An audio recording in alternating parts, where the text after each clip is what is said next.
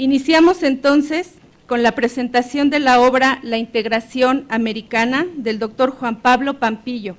Lo acompañan como presentadores los profesores Eber Betanzos y Arturo Damián.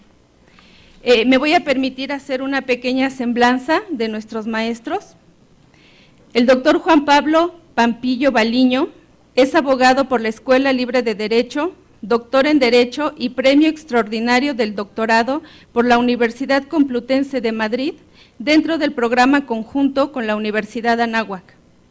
Es investigador nacional, autor individual de 8 libros, coautor de otros 35 y coordinador de más de 45 volúmenes. Ha dado clases y conferencias en diversos países, incluyendo Estados Unidos, Italia, Argentina, Brasil, Ecuador, Colombia y México. Fue director fundador del Centro de Investigaciones de la Escuela Libre de Derecho y actualmente es coordinador del Centro Anáhuac para el Desarrollo Jurídico. También es presidente fundador de la Red Internacional de Juristas para la Integración Americana. Por su parte, el profesor Eber Betanzos es abogado, teólogo, filósofo y economista, abogado por la Escuela Libre de Derecho, maestro en estudios humanísticos, en políticas públicas y en teoría crítica, maestro y doctor en derechos humanos, profesor de licenciatura y posgrado en universidades de México y del extranjero, autor de diversos libros, artículos y conferencias sobre el derecho judicial, derecho a la información, políticas públicas y teoría crítica. Es integrante del Sistema Nacional de Investigadores del CONACYT. Finalmente, el profesor Arturo Damián es licenciado en Derecho por la Universidad La Salle, plantel Pachuca, maestro en Derecho por la Universidad de Estudios de Posgrado en Derecho, candidato a doctor en Derecho por la Universidad Complutense de Madrid, es profesor de materias filosóficas y de Derecho Constitucional, Internacional y de Historia del Derecho. Ha cursado diversos diplomados, ha escrito diversos artículos y coordinado algunos libros sobre temas de su especialidad. Sin más, les damos la palabra.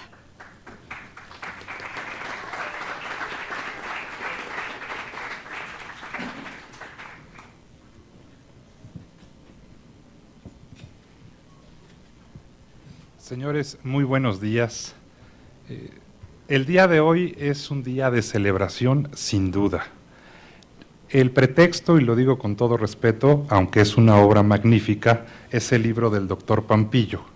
Y lo digo así porque hoy estamos en la primera feria del libro de la Universidad Anáhuac. Hoy estamos en la sinergia de 2 grandes instituciones que han coadyuvado a la cultura jurídica sin lugar a dudas. Primeramente, don José Antonio Pérez Porrúa y la editorial Porrúa son partícipes, son piedra angular en la creación de la Biblioteca Jurídica Porrúa, que cuenta ya más de 8,000 obras distintas. Quizás no haya en Latinoamérica una biblioteca de mayor trascendencia que esta. Por otra parte, la Universidad Anáhuac cumple 50 años y quienes somos egresados, profesores, alumnos, nos congratulamos de que la universidad siga cumpliendo con sus fines. Y en ese sentido, el día de hoy, dispuestos además a platicar sobre los libros, sobre un libro en particular, quisiera comentarles que los libros están más vivos que nunca. Hace muchos años leí un artículo donde decía que por la irrupción de Internet, la televisión iba a desaparecer. La televisión se ha transformado, pero no ha desaparecido. Y en ese sentido, los libros se han transformado, pero no podrán desaparecer. Son instrumentos testimoniales, son instrumentos culturales, sin los cuales no podemos ser lo que somos, ni llegar a ser quienes queremos ser. Sin más, quisiera dividir mi intervención en 2 partes. Para hablar de un libro, siempre hay que hablar de su autor. Y aunque en este caso el doctor Pampillo es un hombre muy conocido en la universidad, no está de más darles algunos aspectos distintos a los que se ven todos los días en las aulas, aunque ciertamente relacionados. Don Juan Pablo Pampillo, en mi opinión, es un humanista de la era global. Y en ese sentido quisiera yo definir ambos términos. Primera parte, cuando hablamos de humanismo, pensamos en Francesco Petrarca hace 700 años, inaugurando lo que sería la terminación de los valores bajomedievales y sembrando la semilla de la modernidad. La vía moderna, en definitiva, se abría paso con estos humanistas que sin quererlo terminarían abonando a un cambio de época completo. Bueno, hoy en día tenemos algunos pensadores, algunas personas como Juan Pablo, que están convencidos de que se ha agotado la vía moderna y hay que transitar hacia una nueva época. Esta nueva época, sin duda, no nominada mayoritariamente, pero sí por el autor, como era global.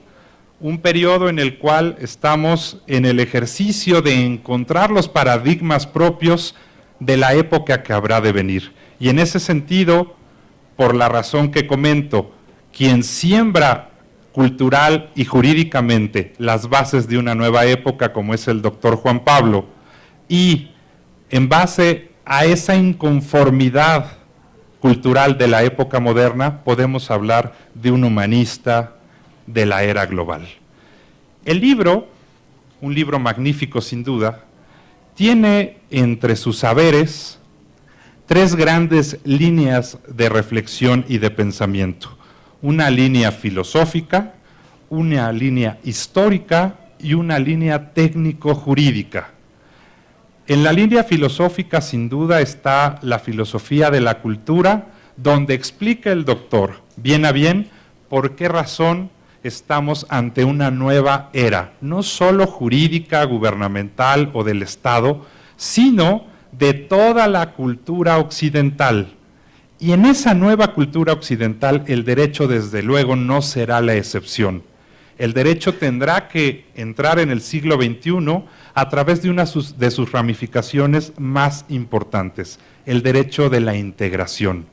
Un derecho que sin duda está formándose, está conformándose y, desde luego, un derecho al que nos invita el doctor Pampillo en el libro a reflexionar, a pensar, a escribir, a investigar. El 25 de diciembre de 1914, en Flandes, iniciaban las hostilidades de una guerra de trincheras en Europa. Los ingleses tratando de detener a los alemanes y el ejército alemán tratando de avanzar sobre Europa. Ninguno tenía la fuerza suficiente para cambiar el curso de la guerra. Y no quiero hacer una mala descripción, pero se podrán imaginar después de un tiempo de muerte y de hacinamiento a lo que olerían esas barracas, esas trincheras, y el mal ánimo que había entre los soldados que ahí empezaban a combatir la Primera Guerra Mundial. Como por arte de magia, la Nochebuena del 24 de diciembre de 1914 se les ocurrió a los alemanes, un poco para celebrarse a sí mismos y recordar a sus familias, cantar algunos villancicos. Lo que no esperaban, y quizá nadie esperaba, era la respuesta en la trinchera de enfrente de los ingleses, que empezaron a aplaudir rabiosamente. Emocionados, contestaron a los alemanes también con cánticos navideños, que aplaudieron a su vez los propios germanos y, sin que nos diéramos cuenta, habían salido poco a poco de las trincheras, se habían acercado unos a otros a mostrarse algunas fotografías familiares, a platicarse humanamente quiénes eran unos y los otros, y para el 25 de diciembre, los generales, como podrás suponer, estaban muy preocupados por el curso de la guerra, pues no es nada bueno matar a los amigos, y menos en esa fraternidad que de la nada surgió y de la nada acabó. La empatía de los dos ejércitos da inicio a lo que podría ser una rivalidad impensable en próximos años sobre ingleses, alemanes, italianos, franceses, matándose por millones unos a otros en el lapso de 2 generaciones, de 1914 a 1945. Tienen idiomas distintos en Europa, piensan diferente, se mataron generacionalmente de una manera brutal. Y a pesar de todo eso, para 1950, nos dice el doctor Pampillo, inicia el proceso de integración regional europea con las 3 comunidades europeas y después se convertirían en la Comunidad Económica Europea y después en la Unión Europea. Lo que inició como una locura para algunos terminó siendo el experimento político, económico, jurídico más importante del derecho de la integración en la historia. En contrapartida, en América no hablamos, o por lo menos en Hispanoamérica, no hablamos un idioma distinto. Lo crean o no, nos entendemos en una mesa con argentinos, peruanos, colombianos. El acento cambia, los regionalismos son distintos, pero en realidad hablamos lo mismo. Tenemos mayoritariamente una misma religión y una creencia, una historia común. Tenemos normas jurídicas que transversalmente están en todo el continente y especialmente en Hispanoamérica, sobre todo en el derecho privado y el derecho constitucional.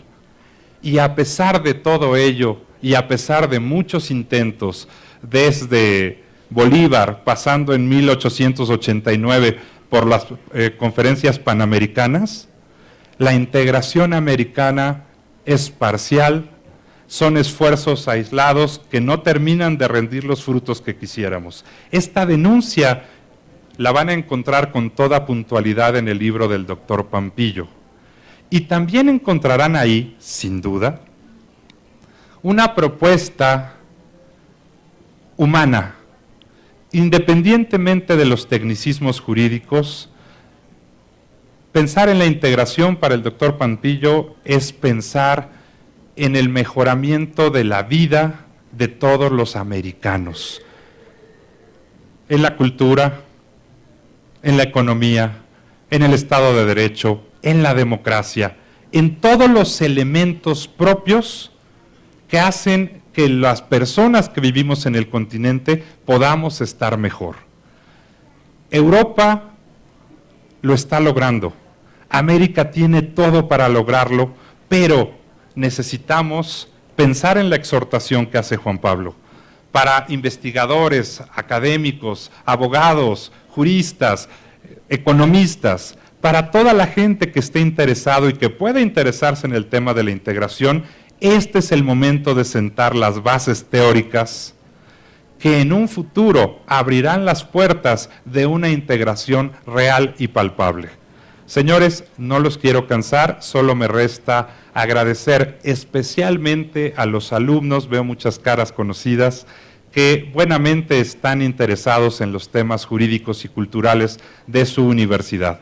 Y nuevamente agradecer a la editorial Porrúa por ser un vehículo indispensable para la cultura jurídica de México.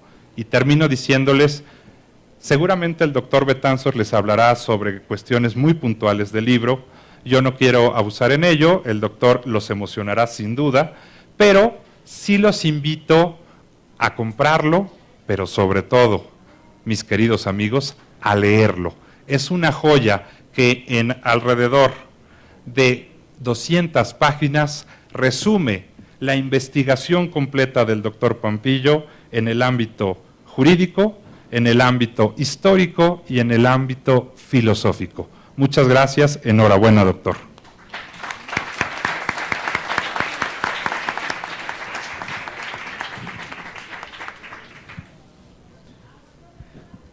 Muy buenos días a todos. Muchas gracias al doctor Juan Pablo Pampillo por la maravillosa oportunidad que me brinda de poder estar presente en este evento tan especial el día de hoy, de poder compartir con ustedes, con Arturo, con la familia de Juan Pablo, un momento que sin duda es relevante bajo muchos puntos de vista. Quisiera centrarme en aquellos que me parece más notables en función de la obra y que tienen que ver con una respuesta importante que el mismo Juan Pablo plantea dentro de su texto. Las grandes preguntas de nuestros tiempos nos llevan a pensar como comunidad en dónde nos encontramos, hacia dónde queremos ir, qué podemos hacer. Evidentemente se trata de mejorar nuestras condiciones de igualdad y condiciones de justicia. Si nuestra individualidad está inserta en una sociedad y esa sociedad integra una nación y la nación se integra en un mundo global, nuestro objetivo será, como todos juntos, podemos hacer de este mundo un mundo con mejores condiciones. Para ello, las diferentes disciplinas aportan sus herramientas de conocimiento. Tratándose de la ciencia jurídica, esta obedece a que en las normas, en aquel constructo de hipótesis y consecuencias, se introduzca verdaderamente un fin trascendente dirigido a la justicia. Mas ello solamente puede ser posible si se tiene una idea de hacia dónde queremos dirigir en esa perspectiva de desarrollo estos pasos adelante. Y hace falta guías que anuncien o que provoquen la reflexión de ese camino. La obra del doctor Pampillo se inserta maravillosamente en esta perspectiva. Quisiera plantear en un breve paréntesis que cuando recibo una invitación para participar en la presentación de un libro, siempre recuerdo un pensamiento de un filósofo francés, quizá de los más importantes vivos actualmente, Jean-Luc Nancy, expositor de la teoría crítica, que dice que cuando lo invitan a presentar un libro, él se encuentra en la disyuntiva de que tendrá que hablar bien del autor. Porque dice, imagínense que me invitan a presentar un libro y hablo mal de él. Y él, que es defensor de la teoría crítica, dice, me encuentro un tanto maniatado porque no puedo ejercer mi crítica con toda libertad. Mas, sin embargo, yo pienso, es una oportunidad muy especial para hablar bien del autor porque se lo merece. Porque creo que no se puede hacer otra cosa cuando tenemos a un académico de excelencia y, sobre todo, una persona en toda la extensión de la palabra, con la cabalidad de la dignidad que implica ser un ser humano dirigido y orientado a transformar su mundo y a manifestar acciones que ayuden en ese camino. Y la función crítica, pues no hace otra cosa más que sumar una voz a aquello que estamos interesados a transformar. Cambiarán las perspectivas, cambiarán algunas ideas, tendremos algunos disensos como los hay, aquí mismo nosotros no acordamos en todos los puntos, pero sí tenemos un rumbo común. Y ese rumbo común está dirigido a que la ciencia jurídica no piense que todas las respuestas están ya encontradas. Y eso es esencial, porque en la medida que vemos que el mundo se transforma a pasos agigantados y que las formas en las cuales se pensaba que la sociedad razonaba determinados fenómenos eran relativamente estables y duraban 100 años, 50 años en transformar sus modos de pensar, hoy transcurren en periodos mucho más breves, que van de 10, 5 años o quizá periodos mucho más rápidos, que nos colocan en una duda esencial, ya anunciada por Thomas Kuhn en su libro La estructura de las revoluciones científicas, cuando habla de los paradigmas de la ciencia. Y en esos paradigmas de la ciencia se dice y se discute qué es lo verdadero en el conocimiento. Y se concluye que lo verdadero en el conocimiento termina siendo histórico, porque lo que hoy las comunidades piensan como correcto y verdadero, probablemente en 10, en 100, en 50 años pensarán lo contrario. Y eso no hace que lo que antes haya sido pensado verdadero deje de ser verdadero, sino son las circunstancias lo que los transforman. ¿Y eso qué implica para la ciencia? ¿Vivimos en un relativismo? No, no vivimos en un relativismo, sino más bien vivimos en un estado de alerta permanente ante esas transformaciones. Y aquí es donde yo quiero felicitar la obra de Juan Pablo Pampillo, porque pone énfasis en una cuestión no menuda, una cuestión que ya venimos viviendo desde el punto de vista de la integración regional en movimientos geopolíticos y económicos, no solo anunciados por la Comunidad Económica Europea, sino desde que nuestros países viven en tiempos de la Ilustración. Hablamos de tratados comerciales que van ampliando sus efectos de integración de uniones aduaneras, a intercambios de carácter comercial, militar, político y demás, hasta la conformación de verdaderos bloques regionales. Y en esos bloques regionales se inserta otra cuestión muy relevante. Si hablamos de bloques regionales, estamos pensando que la unidad de los sistemas de integración lo dan las fronteras o lo dan otro tipo de valores. Y lo menciono por una pregunta que me formulaban amigos brasileños la semana pasada. Me decían, en el tema de mi profesión, que tiene que ver mucho con cuestiones de ética judicial, me decían, ¿cree usted que es posible hablar de una ética judicial iberoamericana, siendo tan diferentes las realidades del Brasil con las realidades de España, con las realidades de México y de Centroamérica? ¿O será que estamos perdiendo el tiempo, ustedes y nosotros, tratando de integrar algo que no es posible integrar? Y esa respuesta me parece que era particularmente relevante por una cuestión. Si estamos tratando y discutiendo ese tema en sus diferentes intríngulis, es precisamente porque hay un interés común que se basa no solamente en el idioma, porque así ellos hablen portugués y nosotros español, hay un grado de entendimiento, en las propias tradiciones jurídicas, porque cuando hablamos de constitución, ellos entienden lo mismo de constitución o por constitución que lo que entendemos nosotros, y no como podría pasar con otras comunidades donde se habla de una constitución que está basada en valores de otro género. Estoy poniendo el caso de los países que se rigen bajo la Sharia, en donde el noble Corán pues es la norma constitucional. Estamos hablando de una idea de constitución similar, una idea de construcciones normativas comunes y sobre todo de valores. ¿Y por qué subrayo el punto de los valores? Porque una sociedad, cuando forma un pacto original que lo da origen, está sustentado en principios de justicia y de igualdad. Y esos principios de justicia y de igualdad son los que unen a nuestra comunidad iberoamericana. Cuando hablamos, en el ejemplo que les pongo a ustedes de una anécdota vivida por su servidor de ética judicial iberoamericana, estamos hablando que lo que nosotros esperamos de los jueces en términos de honestidad, de independencia, de imparcialidad en Brasil, es lo mismo que esperamos en el Ecuador, lo mismo que esperamos en España y en cualquier parte de nuestro continente iberoamericano. Y esto nos lleva a la siguiente cuestión. Esto que estamos comentando, evidentemente, no haría otra cosa más que señalar una suerte de lugares comunes que generarían un entendimiento común, pero tienen profundas bases de carácter teórica que es necesario reflexionar y profundizar para generar esos entendimientos. Y eso nos lleva al libro de Juan Pablo, que abreva de dos grandes fuentes en mi punto de vista. Una primera, que habla acerca de la tradición jurídica occidental, que es donde estamos hablando de aquello que nutre nuestra forma de pensar el derecho y nuestra forma de insertar la justicia en el sistema jurídico en el cual vivimos.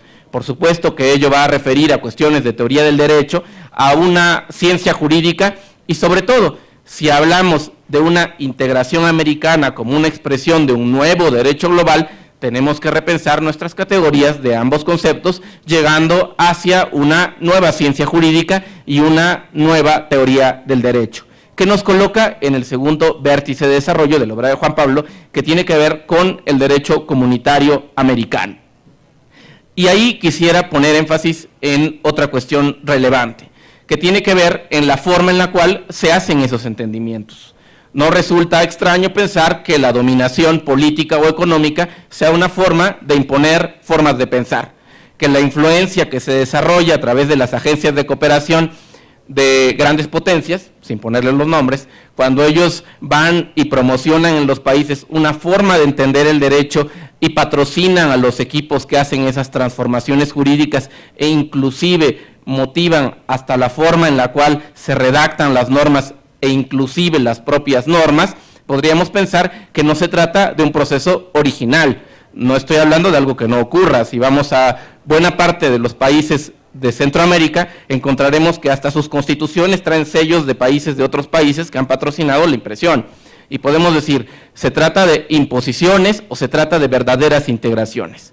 Cuando son integraciones, llevaría a pensar en que no estamos hablando de ningún fenómeno coercitivo directo o indirecto, sino de una cooperación dirigida a un entendimiento común, una cooperación que reconoce la pluralidad de nuestras formas de pensar y las características de nuestra sociedad dentro de una idea común que está dirigida a un fin que no tiene otra posición más que colocar a América, a Iberoamérica, en un contexto de desarrollo. No está hablando la postura de Juan Pablo de romper las fronteras en otra cosa distinta, más que no sea un modo de pensamiento omnicomprensivo en el sentido de poder dialogar una comunidad con otra, dirigido hacia un lenguaje jurídico que tenga términos comunes que puedan entenderse y que tengan la posibilidad de dirigir los objetivos de sus propios órdenes jurídicos hacia un sistema no lejano a una idea de justicia que se comparta con sus matices. Eso lleva a pensar en lo siguiente: cuando en la Escuela Fuerte de Edimburgo se pensaba acerca de la relevancia de la ciencia, se decía que los científicos, todos aquellos que se dedican a analizar la cuestión del conocimiento, deberían ser responsables con aquello que se produce. Y esa responsabilidad radica, en mi punto de vista, como primer escenario, en comprender cuál es el fenómeno que se intenta alcanzar.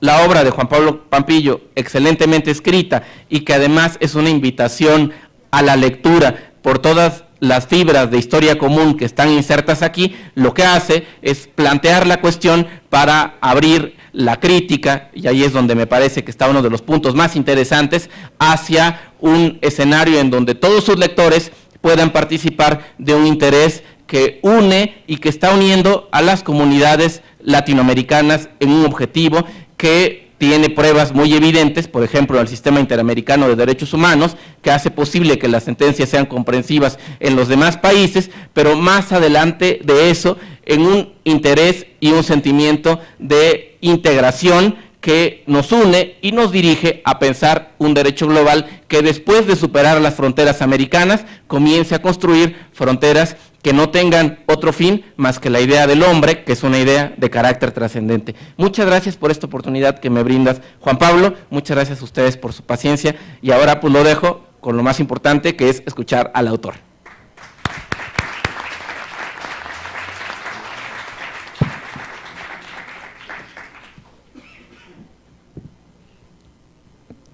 Muchas gracias, muy buenos días. 3 palabras para los efectos de hacer lo más breve posible esta intervención. Agradecimiento, reflexión y propuesta. Agradecimiento a Dios en primer lugar, el autor de las buenas leyes y el inspirador de las buenas obras, según decía un jurista del siglo XIX mexicano.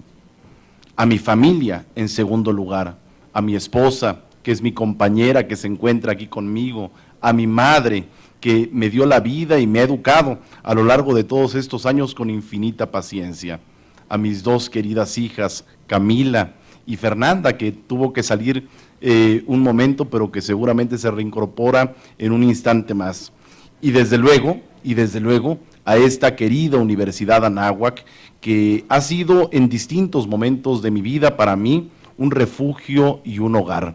Un refugio y un hogar que cumple 50 años. No cualquier empresa humana, y menos aún una empresa que tiene como finalidad desinteresada la formación de los jóvenes como futuros profesionales, como futuros líderes de la sociedad, subsiste durante tanto tiempo. Es casi una rareza, es casi una excepción. La vigencia durante 50 años de vida de la Universidad Anáhuac es indicio y promesa de su calidad y de su vocación. Vocación que se encuentra depositada en quienes son mayoría en este público, precisamente sus alumnos. Agradezco también, y cómo no hacerlo, ya encareció hace unos momentos mi querido amigo don Arturo Damián, la labor ingente que ha hecho Editorial Porrúa por la cultura mexicana y latinoamericana en general, y específicamente por la cultura jurídica. Las principales obras de nuestra literatura en México y en Latinoamérica han sido publicadas y difundidas gracias a la generosidad, subrayo, de una casa editorial que se conduce muchas veces más conforme a los criterios culturales de una librería y de una editorial, y no de una empresa mercantil, como sucede con muchos sellos editoriales que unos días aparecen y otros días desaparecen, porque les falta precisamente ese aliento trascendental que les procura la mística del saber que lo que se encuentran haciendo es útil y provechoso para la sociedad. Desde luego agradezco de modo muy especial a mis dos queridos amigos, queridos y admirados amigos, Arturo Damián y Eber Betanzos, a quienes admiro profundamente, como personas, como autores, como juristas y como profesores. Y a ustedes, estimados alumnos que me acompañan, y al público en general, muchísimas gracias, de modo especialísimo, por parte de Editorial Porrúa, a su dueño y director general, don José Antonio Pérez Porrúa, gracias don José Antonio, al ingeniero don José Castellanos, con quien he compartido tantísimos proyectos editoriales, que yo creo que cada vez que me ve me quiere dar la vuelta, porque sabe que ahí viene otro libro, desde luego no mío, sino de pues los distintos colaboradores que me acompañan, y autores diversos, y Flor de María Díaz, que siempre también la veo por atrás, ha estado muy cerca de mí en todas estas empresas académicas. En segundo lugar, como les anticipaba, una reflexión. Vivimos, como se los he venido insinuando y se los repetiré hasta el cansancio a mis alumnos de licenciatura, maestría y doctorado, vivimos una época de profundos cambios. Una época que se inaugura al inicio del corto siglo XX, hacia el año de 1914, y que recorre todo este corto siglo XX, hasta la caída del muro de Berlín o la disolución de la antigua ex Unión Soviética en 1989, 1990, 91. Una época de profundos cambios que, como ha citado anteriormente mi colega, el doctor Betanzos, según la exposición clásica de Thomas Kuhn en la estructura de las revoluciones científicas, ha venido a redefinir los paradigmas no solamente de las ciencias en general y desde luego en lo particular de la ciencia jurídica, sino particularmente la cosmovisión, es decir, la misma imagen que del mundo se ha venido ofreciendo la humanidad, particularmente en su vertiente occidental, desde el siglo XVI, en que Petrarca y muchos otros, como señalaba el maestro Arturo Damián, inauguraron la vía moderna que por lo mismo ha quedado ya obsolescente y por ende resulta necesaria su sustitución por otro género de perspectivas que nos puedan ayudar a orientarnos en medio de la confusión generalizada que supone precisamente este tiempo particularmente intenso que nos ha correspondido vivir. El primer punto de partida, pues, de esta reflexión es la toma de conciencia de que vivimos tiempos de cambio que afectan a la ciencia jurídica y por intermediación de la misma a todos los demás sectores de la sociedad, a la economía, a la política, a la cultura y a la sociología, que son también objeto de regulación por parte del derecho. De ahí la importancia específica que tienen las profesiones jurídicas, porque desde el derecho se regulan los demás aspectos de la actividad social, insisto, los que tienen que ver con el intercambio de bienes y servicios, los que tienen que ver también con la detentación y el ejercicio del poder. La economía y la política son objeto de regulación por parte del derecho, lo mismo que la cultura, que puede ser promovida o inhibida dependiendo igualmente de los instrumentos jurídicos que sean empleados para tales fines. De ahí la inmensa responsabilidad que tienen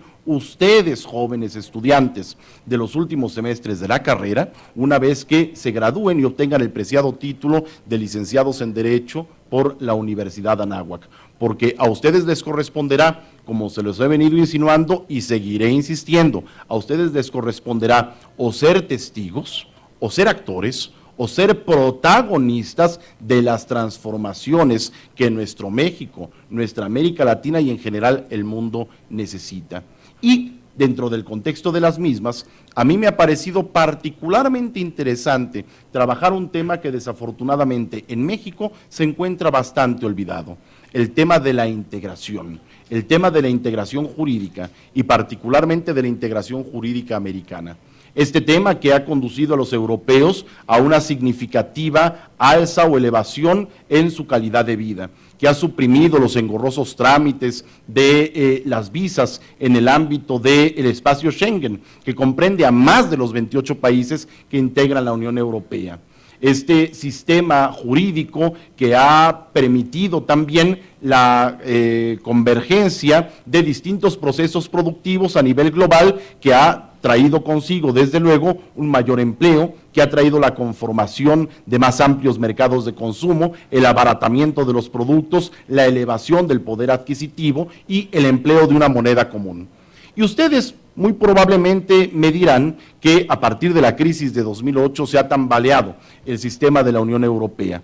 Y esto es en parte cierto, pero solamente en parte, porque si bien es verdad que la experiencia reciente, financiera y monetaria, ha revelado las insuficiencias por lo que respecta a la estructura, al diseño y a la arquitectura precisamente del sistema financiero y del sistema monetario europeo, ello de modo alguno pone en entredicho los logros que ha supuesto la conformación de este bloque de naciones.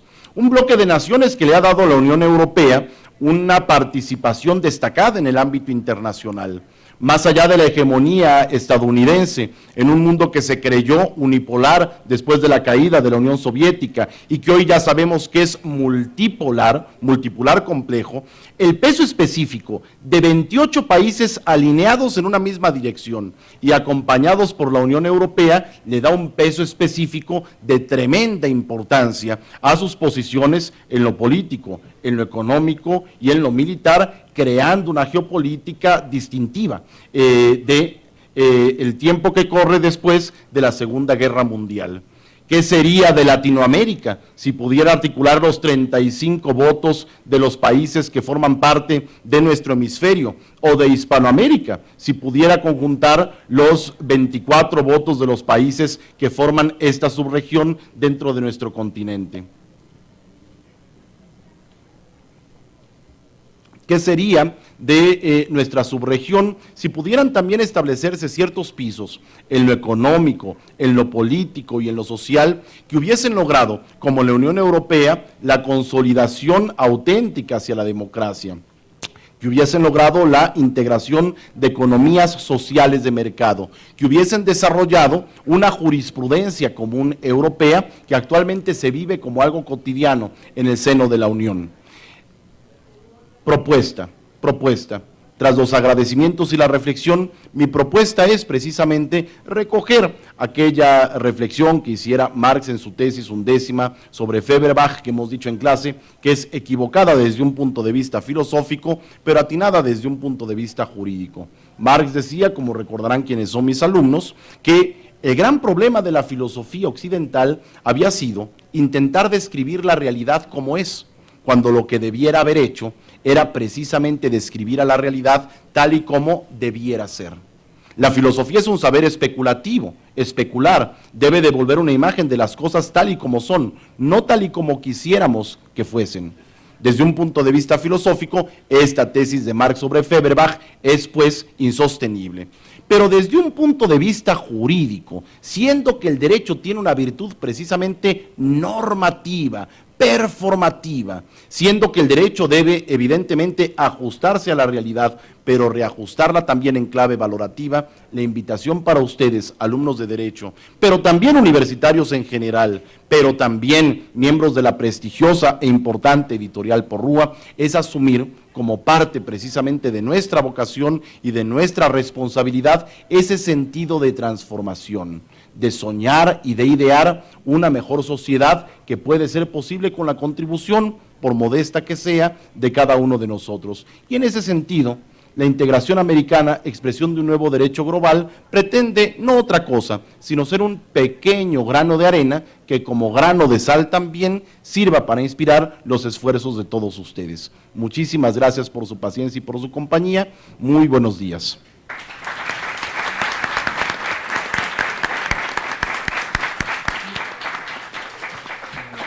Agradecemos los comentarios del autor y de los profesores. Es una obra que sin duda es de gran valor, no solamente en las áreas humanas, jurídicas, sociales, sino en general. No sé si alguien quiera hacer alguna pregunta, algún comentario del autor de la obra. Si no es así, reiteramos la invitación del doctor Damián para que acudan a los stands, compren el libro, léanlo, y les vamos a hacer entrega a nuestros profesores de un sencillo reconocimiento y una medalla conmemorativa del 50 aniversario de la universidad.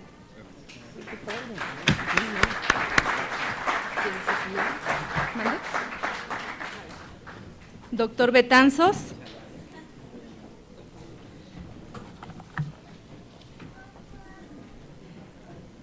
el autor y el doctor Damián. Muchas gracias por acompañarnos. Es todo. Muchas gracias.